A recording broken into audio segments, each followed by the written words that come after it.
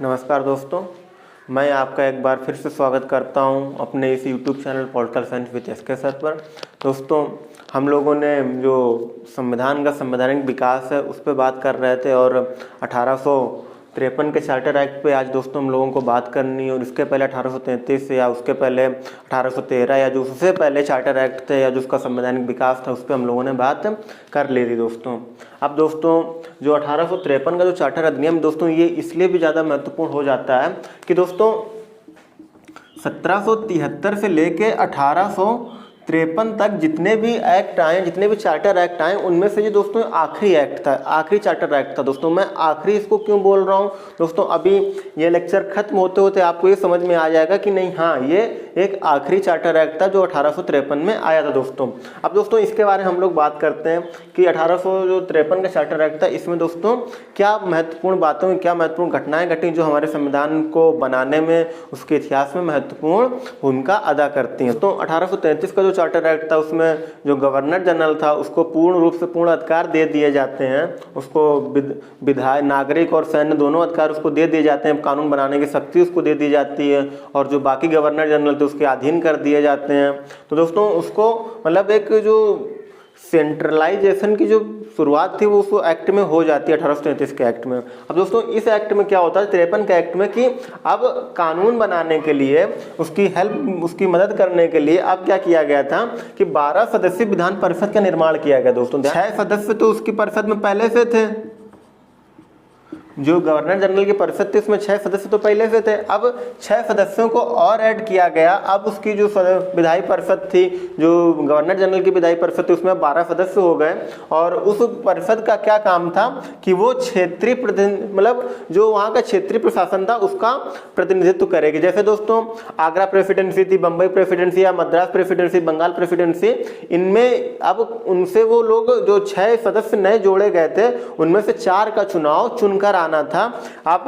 यहाँ से बंगाल से, बंबई से, मद्रास से, आगरा से अब जो सदस्य आएंगे विधायी परिषद में, जो सदस्य लाए गए हैं 6 सदस्य, वो इन प्रेसिडेंसियों से चुनकर आएंगे। और हाँ, अब जो ये कानून बनाएंगे दोस्तों, ध्यान से समझना कि अब जो ये कानून बनाएंगे वो कानून अब लागू किए जाएंगे, लेकिन यहाँ पे एक शर्त लगा दी गई कि वो कानून जो तत्कालीन गवर्नर जनरल होगा वो पहले उससे उसकी अनुमति, उससे उसकी अनुमोदन करवाएगा, तभी वो कानून लागू हो पाएंगे। और इस तरह से विधि के क्षेत्र में एक और महत्वपूर्ण परिवर्तन कर दिया जाता है कि अब गवर्नर जनरल की जो परिषद होगी उसमें 6 सदस्यों को बढ़ा करके 12 सदस्य कर दिए जाते हैं और 6 में से 4 सदस्यों को चुनाव जो तत्कालीन प्रेसिडेंसियां थी उनसे किया जाता है। और वो जो कानून बनाएंगे वो कानून जो गवर्नर जनरल था तत्कालीन, उससे उसको अनुमोदन या वो जब तक उसको ओके नहीं कहेगा तब तक वो कानून नहीं माने जाएंगे। और जो विधान परिषद थी दोस्तों वो छोटी संसद की तरह काम कर रही थी। जैसे आज हम लोगों के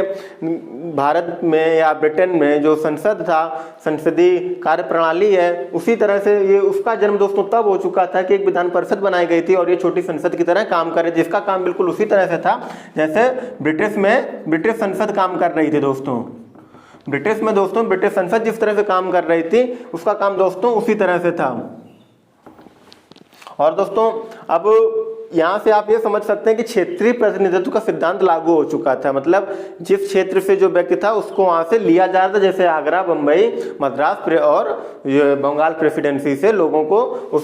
परिषद में शामिल किया जा रहा था। और दोस्तों जो आप लोगों को याद हो 1833 में लॉर्ड मैकाले को विधि सदस्य के रूप में शामिल किया गया था उस चार्टर एक्ट में। तो अब क्योंकि उनको उस समय वोटिंग का अधिकार नहीं था, अब उनको एक पूर्ण सदस्य माना गया और उनको यहाँ पे वोटिंग का राइट्स दे दिया जाता है। जब पूर्ण सदस्य माने जा रहे हैं वो परिषद के, तो वो उनको अब वोटिंग राइट्स मिल जाएगा। और दोस्तों एक परिवर्तन और किया गया कि जो प्रयास 1833 के चार्टर एक्ट में किए गए थे कि सिविल सेवा में कोई भेदभाव ना हो, जो उस समय की आधिकारिक पोस्टें थी उसमें कोई भेदभाव ना हो, जाति, धर्म और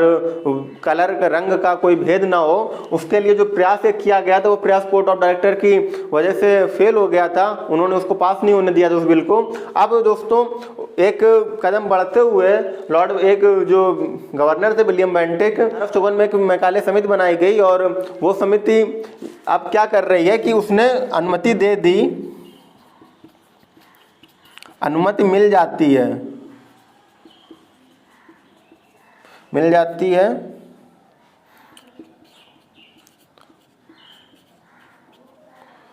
सिविल सर्विस के लिए दोस्तों, अब जो सिविल सर्विस में जो लोग भर्ती किए जाएंगे या जो उस कंपनी की जो आधिकारिक पोस्टें थी, अब उसमें कोई भेदभाव नहीं किया जाएगा और खुली प्रतियोगिता होगी दोस्तों।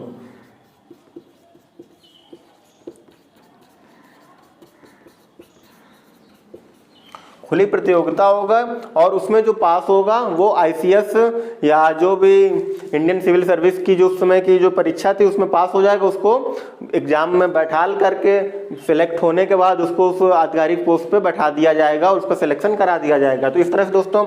आप समझ लीजिए जो 1833 में जो प्रस्ताव पास नहीं हो पाया था सिविल सर्विस का, वो 1854 में आके पास हो जाता है और 1800 वो एक्ट होता है 1853 का चार्टर अधिनियम। दोस्तों ये लिए दोस्तों ये महत्वपूर्ण हो जाता है क्योंकि इस एक्ट के बाद अब भारत शासन अधिनियम शुरू हो जाएगा, क्योंकि अब कंपनी ने ये दिखा दिया था कि अब दोस्तों अब ब्रिटिश संसद ने ये दिखा दिया था कि अब क्योंकि अब जो कानून बन रहे थे वो ब्रिटिश संसद के माध्यम से बन रहे थे, तो अब ब्रिटिश संसद ने जो लोगों का भरोसा था, जो वहाँ का राजा था या जो रानी रही थी उस समय तत्कालीन, उन्होंने अब लोगों का भरोसा जीत लिया था। और अब क्योंकि इस एक्ट में ये नहीं बताया गया था अब कंपनी का शासन कितने समय तक के लिए और चलेगा, तो आप यहाँ से ये समझ सकते हैं कि अब इसके बाद एक शुरुआत कर दी गई थी कि अब कंपनी का शासन खत्म किया जा सकता है। और बाद में दोस्तों यही होता है और 1857 में जब भारत में क्रांति हो जाती है, इसके बाद 1858 में जब एक नया एक्ट आता है दोस्तों, उसमें कंपनी का जो शासन होता है पूर्ण रूप से खत्म कर दिया जा चुका होता है और उस तब ताज का शासन शुरू हो चुका होता है। तब वहां से ब्रिटेन के राजा का भारत में अप्रत्यक्ष रूप से शासन शुरू हो जाता है, जिसको हम लोग क्राउन का शासन या ताज का शासन कहते हैं दोस्तों।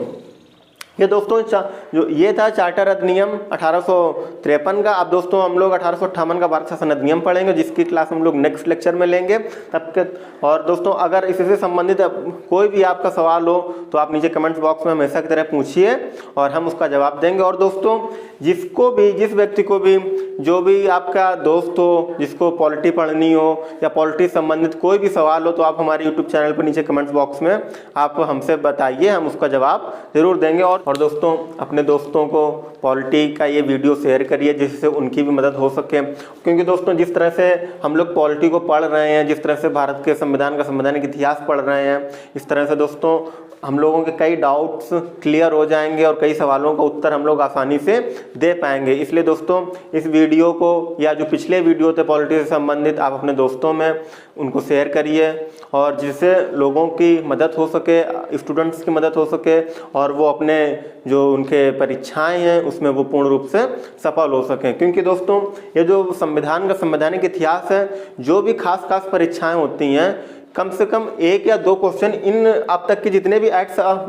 आप लोगों को हमने पढ़ाए हैं 1773 से लेकर 1853 तक के, उनमें कम से कम 1 या 2 क्वेश्चन पूछे जा सकते हैं हम लोगों से। तो आप ध्यान से इन वीडियो को देखिए और जो भी क्वेश्चन आपके दिमाग में आए, जहाँ भी आप लोगों को ना समझ में आए, आप नीचे कमेंट बॉक्स में हमसे ज़रूर पूछिए। दोस्तों तब तक के लिए नमस्कार।